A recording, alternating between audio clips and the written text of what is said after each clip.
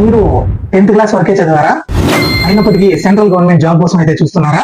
అయితే ఇది మీకోసమే. హాయ్, హలో, నమస్తే, నేను మీ వెంకీ.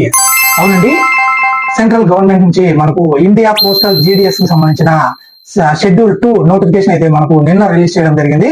ఎవరైతే 10th క్లాస్ లో ఎక్కువ మార్కులు పొంది ఉంటారో వాళ్ళకి ఎటువంటి ఎగ్జామ్ లేకుండా ఈ జాబ్ అయితే ఇవ్వడం జరుగుతుంది.